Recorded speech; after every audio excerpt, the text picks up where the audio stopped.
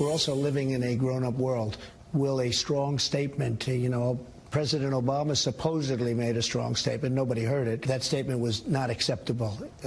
Didn't get very much play, relatively speaking, but that statement was not acceptable. But I let him know we can't have this. We're not going to have it. And that's the way it's going to be. There's President Trump describing how he talked to Putin behind closed doors and pointing out what he sees as, well, failures, too, in that interview on the part of the Obama administration in confronting election interference. Former House Speaker Newt Gingrich with me now. Sir, good to have you back on our program here. You wrote a piece at FoxNews.com. Here's the headline: The Truth About Trump, Putin, and Obama. It's a good piece. What's the truth? Well, look, I felt compelled to write it. As you know, when the president misspoke the other day in Helsinki, I immediately tweeted out that it was a mistake, the biggest mistake I thought of his presidency up till now, and that he had to correct it immediately. And within 24 hours, he gave a pretty long talk in which he, frankly, got out, I think, pretty well got out of what he had said at Helsinki. Helsinki was just a mistake.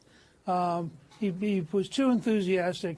He had spent too many hours with Putin, and he was just sort of rocking and rolling. And you can't do that when you're the president, because the whole world is watching you. And when you make a mistake, the whole world shakes and shudders. And I hope that the president's learned something from that. But I wanted to write this particular op-ed at FoxNews.com, which is also my newsletter, to make the following case. It's a really two-part case. Part one is, by any standard, Trump is tougher on Russia than Obama ever dreamed of. He's expelled 60 Russian agents from the country. He has closed 4 Russian offices. He has imposed sanctions on over 100 Russian individuals and companies. He has provided offensive weapons to the Ukrainians, which Obama always refused to do. So when you go down the list of actions, Trump has been much tougher on Russia.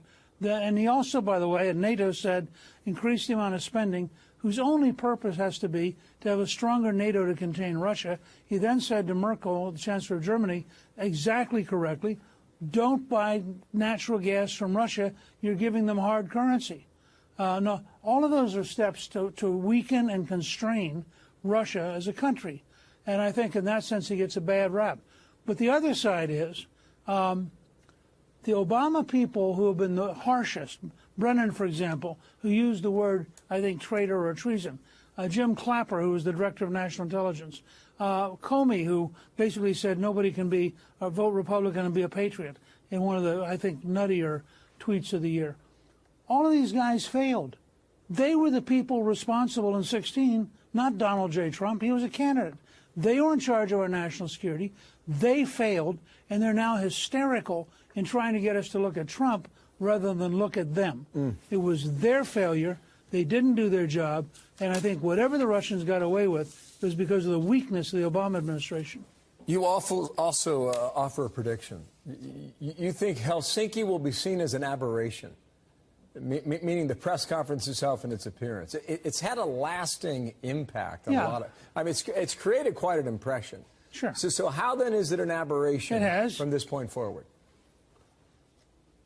Well, this is, look, the implementation phase of President Trump's foreign policy is what we're now getting into. We're getting into it with Korea, with North Korea. We're getting into it with China on trade. We're about to get into it with Russia. We'll find out over the next 6 months or a year. My prediction is that the American system will be remarkably tough, that we're going to pay attention. You don't get guys like Secretary of State Pompeo, who graduated first in his class at West Point, Secretary of Defense Jim Mattis, 4-star Marine General, Chief of Staff John Kelly, 4-star Marine General, National Security Advisor John Bolton, one of the toughest guys on foreign policy in the entire country.